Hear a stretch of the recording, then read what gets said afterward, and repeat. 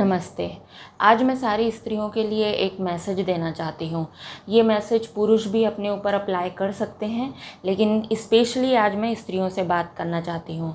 मैं बचपन से स्त्रियों की जो स्थिति है उसको लेके बहुत ही ज़्यादा गंभीर हुआ करती थी। मुझे हर चीज़ स्त्रियों के लाइफ में होने वाले जो कष्ट होते हैं उसको लेके मैं बहुत विचलित हुआ करती थी।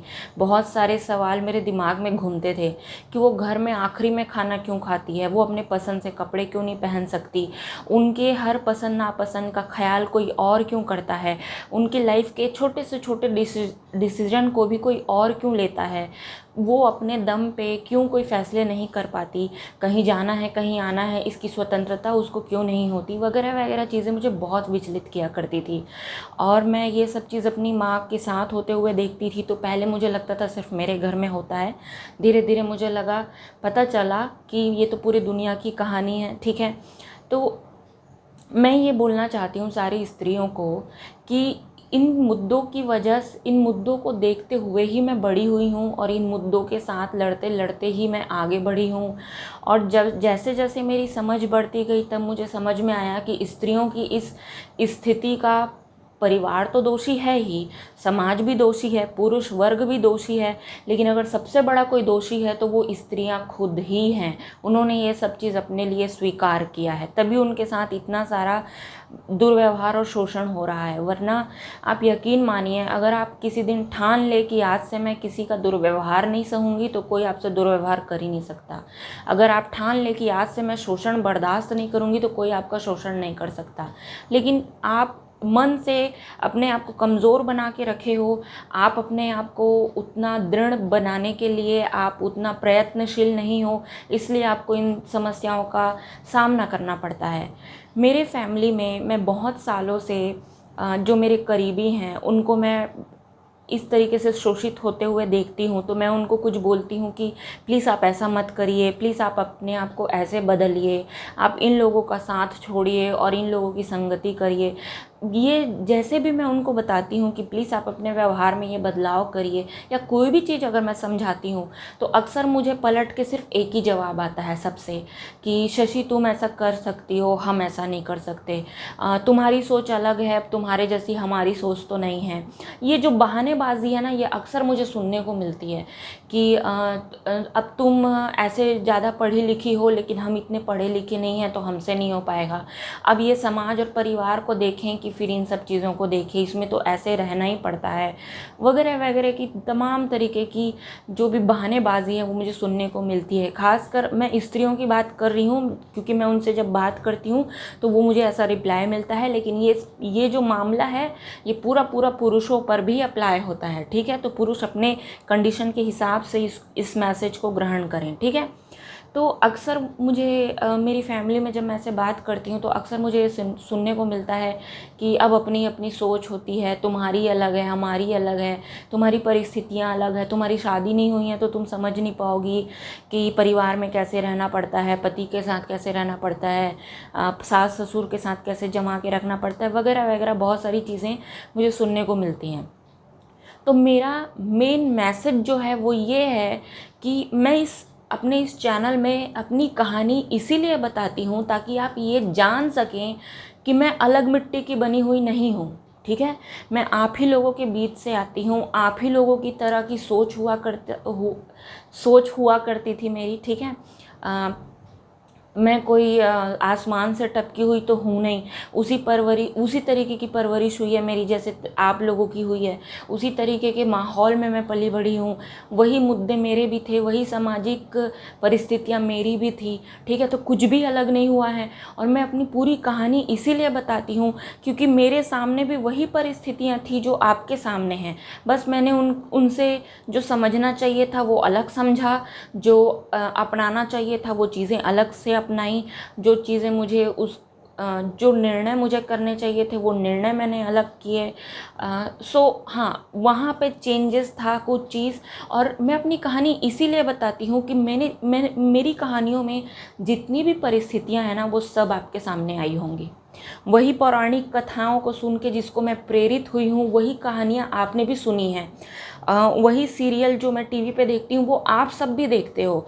वही भगवान का नाम आप लोग भी जपते हो जो मैं जपती हूँ। तो कुछ भी अलग नहीं है, बस फ़र्क ये है कि मैंने ठाना कि मैं इसको समझूंगी और इससे जीवन बदलूंगी, और आप लोग ये काम नहीं कर रहे हो। ठीक है, बस इतना सा फ़र्क है। मेरा खून वही है जैसे सबका रहता है। ठीक है, सब चीज़ नॉर्मल इंसान की तरह ही है, मेरा भी वैसा ही है। लेकिन ये जो बहानेबाजी है ना कि हमारा समाज ऐसा अलाउ नहीं करता, या हम घर गृहस्थी में रह के क्या करेंगे, या काम धंधे को देखे या अध्यात्म को देखे, या अब कहाँ बदलेंगे, अभी उम्र 40 साल हो गई है, 20 साल शादी को निकल गए हैं, अब कहाँ बदलेंगे, बाल बच्चों के टेंशन में ऐसे ही ज़िंदगी कट जाती है, पता ही नहीं चलता। ये जो दो कौड़ी के जो बहानेबाजी है ना, ये मेरे सामने तो नहीं चलेगी। ठीक है, मैं स्त्री और पुरुषों दोनों को बोल रही हूँ। ये जो दो कौड़ी के जो बहानेबाजी है ना, ये जो नालायकपन है ना, ये मेरे सामने नहीं चलेगा, नहीं।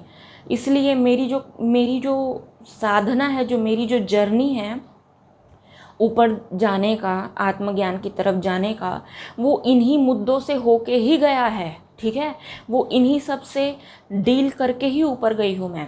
तो अगर आप सोचते हो कि साधना इन सब से हट के कोई चीज़ होती है, तो नहीं, बिल्कुल नहीं, ऐसा बिल्कुल नहीं है। ये सरासर गलत बात है। साधना आपकी तब तक कंप्लीट नहीं होगी जब तक इन छोटे छोटे मुद्दों से आप लड़ना नहीं सीख जाते, इनकी असलियत नहीं सीख जाते, इससे बाहर निकलना नहीं सीख जाते। एक दिन आप अगर ये नहीं सीख जाते कि ये मुद्दे मायने ही नहीं रखते हैं, तब तक आपकी साधना होगी ही नहीं। साधना यही है, ठीक है, कि अपने मन के इन मुद्दों को समझिए, ये जीवन को समझिए। ठीक है, ये कैसा जीवन हम जी रहे हैं ना, मैं आपको एक बात बताती हूँ। मैं कंप्यूटर साइंस वाली हूँ, तो पता नहीं आपको समझ आएगा कि नहीं, लेकिन मैं इजी वे में बताने की कोशिश करती हूँ। आप जानते हैं रोबोट्स कैसे बनते हैं, उनका दिमाग कैसे बनाया जाता है? इस टेक्निक को कहते हैं आर्टिफिशियल इंटेलिजेंस, कृत्रिम दिमाग। ठीक है, बुद्धि जो रोबोट के अंदर डाली जाती है, प्रोग्रामिंग की जाती है, जिससे रोबोट जो है मनुष्य के जैसे काम करता है। ठीक है, मनुष्य भी बिल्कुल वैसा ही है, जिसके उसके पास भी कृत्रिम बुद्धि है। ठीक है, मनुष्य बिल्कुल रोबोट की तरह ही है। आपको मैं समझाने के लिए बता रही हूँ ये एग्जाम्पल, आप समझने की कोशिश कीजिए। मनुष्य भी बिल्कुल रोबोट की तरह ही है। जैसे रोबोट में प्रोग्रामर्स कृत्रिम बुद्धि भरते हैं, वैसे ही मनुष्य में ये जो बुद्धि है ना, जो भी आज के डेट में आप जानते हो, ये किसी और ने भरी है, ये सत्य नहीं है। ठीक है, मैं फैक्ट्स की बात नहीं कर रही हूँ, फैक्ट से हट के बात कर रही हूँ। जैसे सूरज जो है पूर्व से उगता है, ये एक फैक्ट है। मैं इस तरीके के फैक्ट्स की बात नहीं कर रही हूँ। ठीक है, जो भी अवधारणाएं, मानसिकता जो आप बनाए हो, जो फैक्ट्स नहीं है, ठीक है, वो आपकी परिस्थितियों की देन है, आपके वातावरण की। कुछ टीवी ने सिखा दिया आपको, कुछ फिल्मों ने सिखा दिया, कुछ घर के बड़े बुजुर्गों ने सिखा दिया, वगैरह वगैरह चीज़ों से आप जमा करके जो कृत्रिम बुद्धि लेके जो अपना जीवन जी रहे हो ना, इसी ने आपका जीवन बर्बाद कर रखा है। तो साधना ये है, इसको समझना और इस कृत्रिम बुद्धि को फेंक देना, और जो रियल बुद्धि है सत्य वाली, उसको अपना लेना, पहचानना। ठीक है, तो यही है साधना। और मेरी साधना इन्हीं मुद्दों से लड़ते हुए, आगे बढ़ते हुए हुई है। तो साधना, अगर आप सोचते हो किसी कोने में बैठ के मैं दिन भर ध्यान करती होंगी और बस मंत्र जपती होंगी, तो नहीं, ऐसा मैं नहीं करती हूँ। मैंने पहले ही बताया है कि मैंने ध्यान करना पिछले साल ही स्टार्ट किया था। इतने सालों से जो मेरी साधना है वो परिस्थितियों वाली साधना है। बिल्कुल ऐसा है जैसे युद्ध के मैदान में मुझे फेंक दिया गया और मैं वहीं लड़ते लड़ते सीखी हूँ हाउ टू सर्वाइव। ठीक है, तो यही चीज़ है मेरी साधना। और सारी स्त्रियों को मैं बोलना चाहती हूँ कि ये बहानेबाजी करना बंद कर दो। ये जो मेरे को बोलते हैं ना लोग कि हाँ, हम ऐसा नहीं कर सकते, हम वैसा नहीं कर सकते, नहीं, मैं ये दो कौड़ी के मुद्दों को भाव नहीं देती, क्योंकि मैंने कभी अपने ऊपर रहम नहीं खाया। मैंने हमेशा ये सोचा कि मुझे ये परिस्थिति पसंद नहीं है और मैं इसे बदल के रहूँगी। तो मेरे सामने ये बहानेबाजी ना करना, मेरे सामने ये ना बोलना कि मैं ये नहीं कर सकती, तुम कर सकती हो, शशि मुझसे नहीं होगा, नहीं, ये सारे बहानेबाजी मैं नहीं सुनती। मैं किसी पे दया नहीं करती, खासकर बहानेबाजों पे तो बिल्कुल भी दया नहीं करती, ठीक है। ये जो रीज़न होते हैं ना आपके, इतने छोटे होते हैं, और साधना इतना बड़ा रीज़न है आपका। इन छोटे छोटे कारणों को छोड़िए और साधना के पीछे लगिए। और साधना आपके जीवन में हर दिन आपको करनी है, ठीक है। कैसे करनी है, ये जो परिस्थितियां हैं, बेस्ट आप इससे कैसे डील करते हो ये आप सीखते जाओ, और सीखते सीखते आप ऊपर पहुंच जाओगे, आपको पता ही नहीं लगेगा, ठीक है। तो सारी स्त्रियों को फिर से बोल रही हूँ, और सारे पुरुषों को भी बोल रही हूँ, ये जो भी आप अपनी परिस्थिति का रोना रोते हो ना कि नहीं ये हमारे जीवन में हम ऐसा नहीं कर सकते, हमारी परिस्थितियाँ हमको अलाउ नहीं करती, नो, ये सब चीज़ बहानेबाजी मेरे सामने नहीं चलेगी।